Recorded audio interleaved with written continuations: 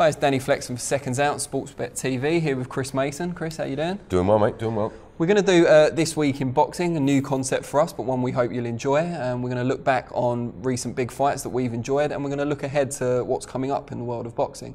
So, first of all, we just wanted to talk about the biggest fight of recent times. It's May 24th today, I should point out. So we're just coming off the back of Lee Selby defending his IBF featherweight title against Josh Warrington at Ellen Road. Big crowd there, football stadium. And for banned, everything. Yeah, spoiler alert for people who don't know, Josh Warrington against the odds, even though he was fighting in his hometown, got the job done, won on points, and put in a career best performance in his most important fight, which is pretty impressive. Yeah, it was impressive. I know the majority of picks. It was interesting actually looking at some of the magazine picks. They had it quite close. I didn't see it that way. I know a lot of people that follow boxing also didn't see it that way. I thought Warrington was going to. It was all going to be too long for him because he's very short for the weight. He's very much an inside fighter. That's his game. And I thought, well, we know Selby, although he doesn't really carry any kind of punch, he keeps everything long. He's got great timing, great feet. But it didn't happen for him. I don't know whether it was the weight or, you know, has he been found out? He just stayed in the pocket too long, didn't he? He was just sort of closing down the range, staying in the pocket and starting to fight Warrington's type of fight.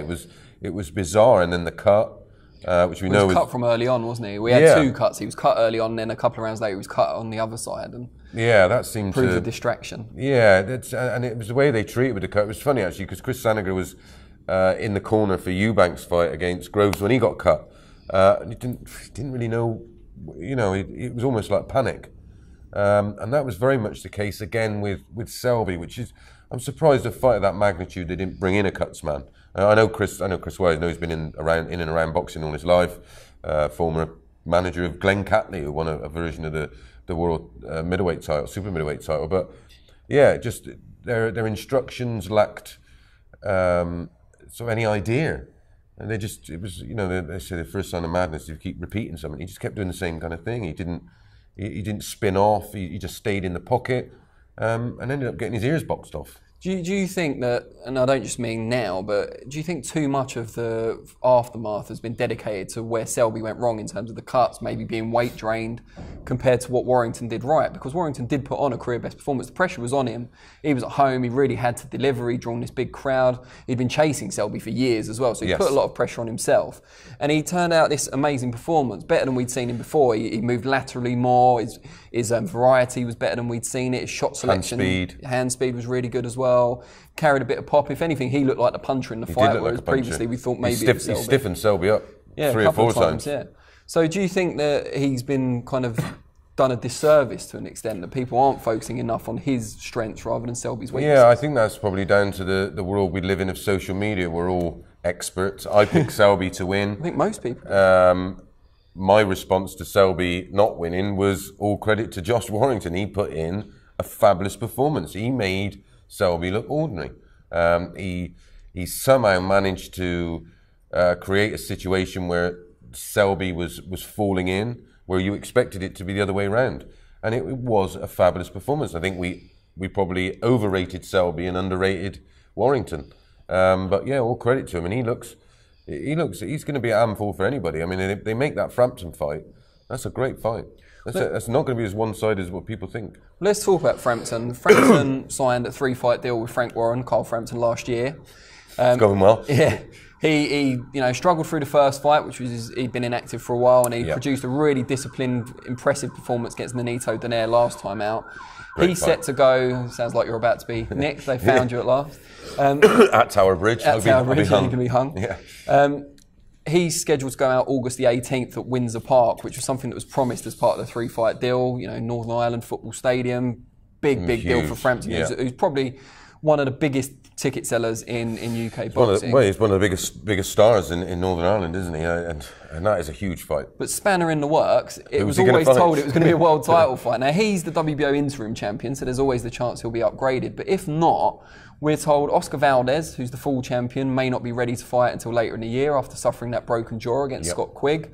Warrington, it doesn't look like Frank Warren, who promotes both men, is keen to make that for the next fight. He wants to let that build a bit more. So who could be opposite Frampton on that night? Scott Quigg, former victims offered to step in? Yeah, I think Scott Quigg said he'd take the fight. If it wasn't such a convincing victory for Frampton in the first one, then that would have been a makeable fight. And Quigg's coming off a defeat to Valdez, where he didn't make weight beforehand. Yeah, exactly. That was a strange scenario, and I was encouraged. He went over to Freddie Roach and he trained in the wild card, and I thought, maybe he's going to reinvent himself, because I was a huge fan of, still am a huge fan of Scott Quigg, but if anything for me, he's regressed where I expected him to progress, and I just honestly think Frampton would deal with him far easier than he did the first time round. So I think that version of Quigg is better than this version.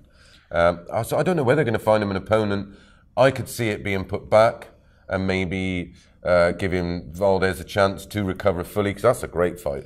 Apart from that, I don't know where he goes, whether he'll play around at the weights again. The WBA title is Leo Santa Cruz, who's fighting Abner Mares shortly, so I don't think there'll be enough turnaround time to make that happen. No, what are we, 2 and a bit months away, aren't we? Yeah. Gary Russell Jr., WBC champion, coming off an impressive victory over Jojo Diaz, who was quite a highly touted prospect/contender. And it wasn't a real tough fight for him, so... No, so in theory, a week out of the gym, he could do it. The problem is Russell Jr., I think, has been used to a certain amount of money, and he also tends to only fight once a year, as he's been mocked for on social media.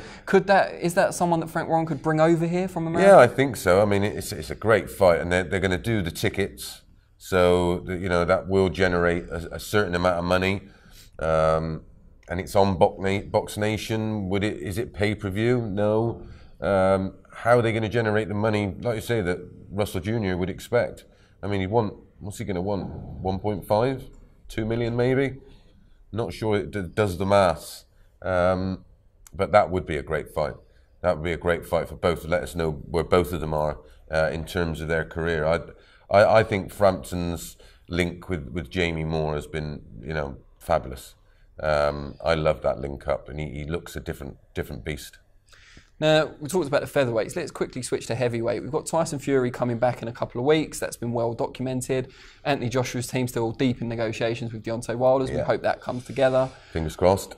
What about Dillian Whyte, who seems to be quickly becoming the forgotten man in the division? He's been nominated by the IBF to fight a final eliminator with Kubrat Pulev, which seems like a fight that would suit his style. Yep. He's hit out recently on video and on social media at cowards, other heavyweights that he feels are scared to fight him.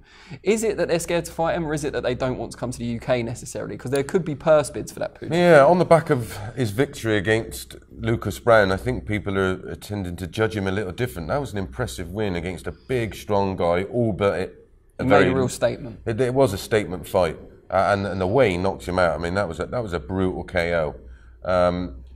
His victory against Derek Chisora was, some people liked Derek in that fight. I did. I thought a draw at worst for Derek in that fight. The Helenius win, obviously a bit of a snooze fest. However, still winning every round against someone that big and experienced wasn't the worst. Yeah, I mean, he's basically being judged for me on the back of wobbling AJ, who we know has not got the greatest chin in the world. And he seemed to have lived off that and gone from this domestic level fighter who wasn't really that good. He's no great shakes, let's have it right, to now sort of demanding world title shots from on the back of what? Beating in what was an ex-Dolman in Lucas Brown, because that's all he was. He didn't start fighting until I think he was his late 20s. He'd never been inside a boxing ring. That's true. So how great is he a fighter? I fancied Lucas Brown might pull off the upset because he's big enough and strong enough, and I thought Dillian would run out of ideas and he'd catch him with a big shot like he did over in Russia.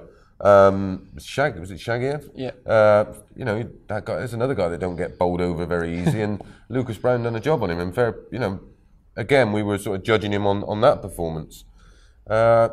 Yeah, I feel a little bit for Dillian. I've sort of become a fan over the years. And yeah, well, he's plugging away. He's done everything he's been asked to do. Exactly. I just think the issue now is he had 2 eliminators that he could choose between, if you like. And one was against Luis Ortiz for the WBC, which he didn't seem too keen on. I can't say I blame him. I think style-wise, he definitely made the right choice. Yeah. Pulev's a lot more straightforward. And I think that'd actually be quite a watchable Yeah, I like fight. that fight. Yeah, I like that fight. But the problem is he's got a date reserved at the O2 on July 28th with Matchroom. He expects that Pulev should just accept the offer that's been put to him by the promoter and come over, which would be great for him and for his team. However, Pulev's a decent draw back home, Bulgaria, and also in Germany. He's got the Sauerlands behind him. He might want to do it over there, and that could lead to a bit of a delay. Yeah, I mean, if they'll put up the money, there's no reason why he wouldn't go there. We know Dillian. Dillian just likes to fight. That's it. He's a fighting man. He'll fight anywhere. And I don't know if the money is that important to him. He doesn't come across as one of these guys that we never see him showing off his Rolex or his Bentley or anything like that. You just don't. It's not his. He just likes to live in the gym and he works hard. So, if they offered him the fight over there, I should imagine he would go, yeah, go on then.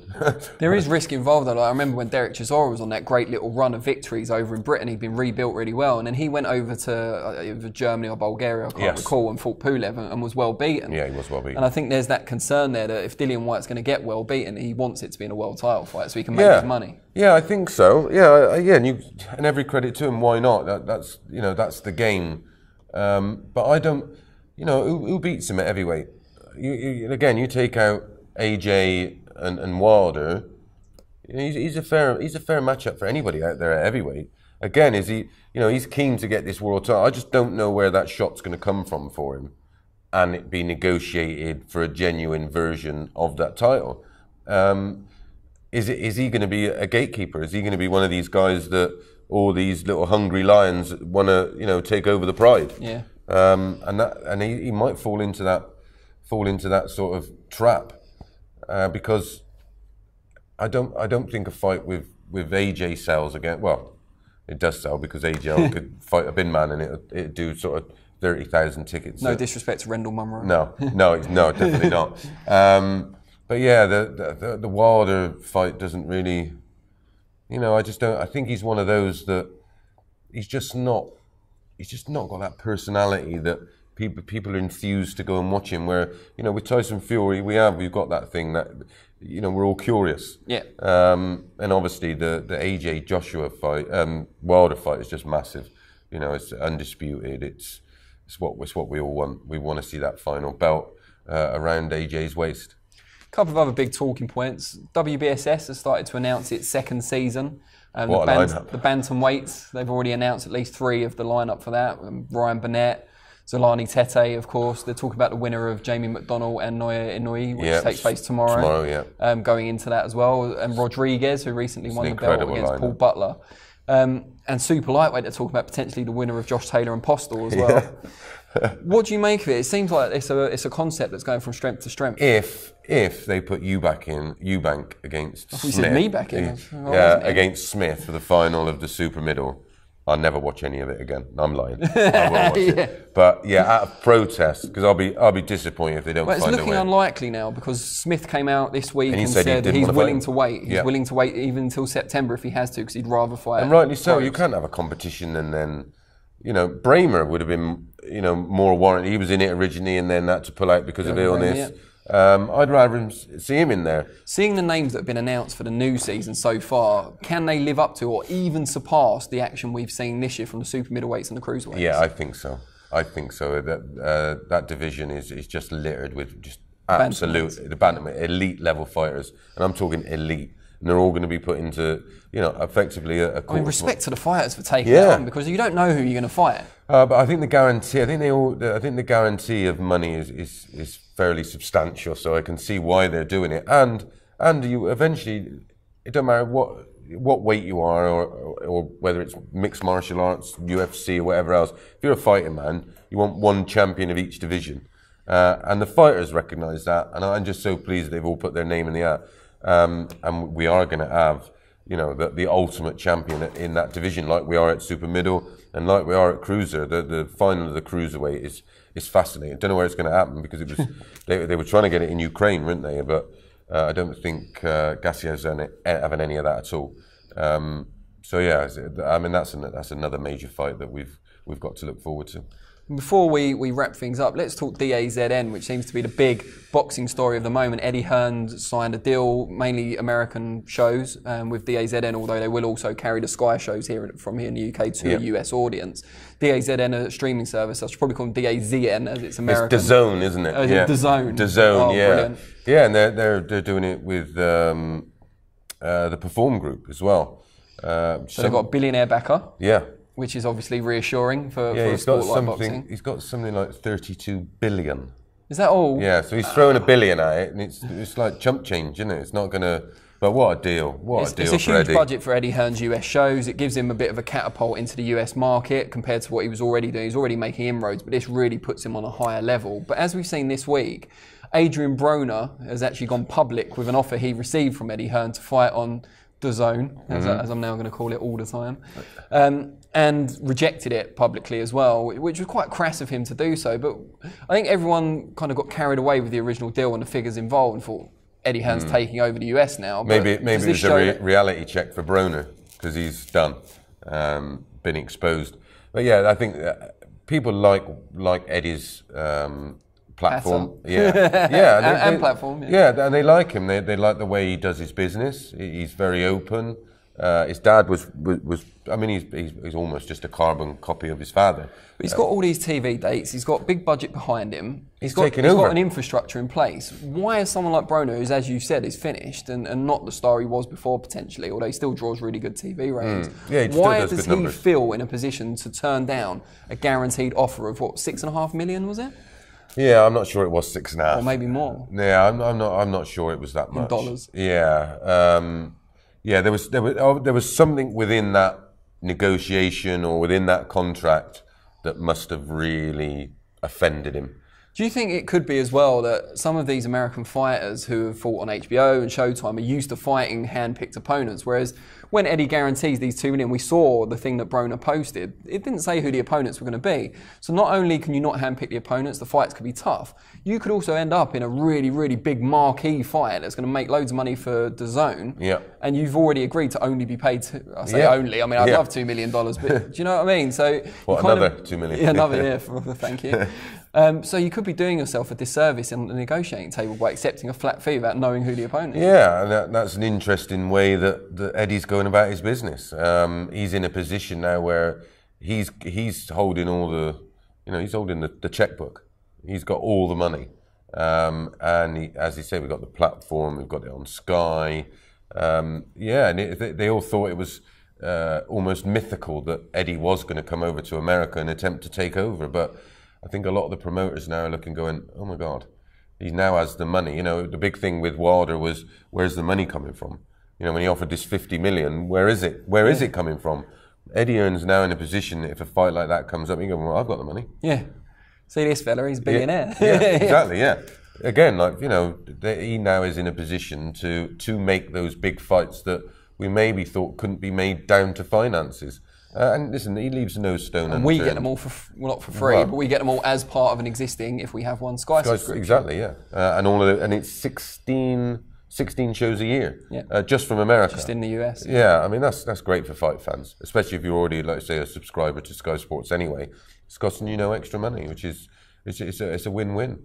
So, DAZN, WBSS, Cole Frampton's next fight, Josh Warrington's next move. We'd love to know what you think, so please leave your comments below, and we'll see you for the next version of This Week in Boxing. Cheers.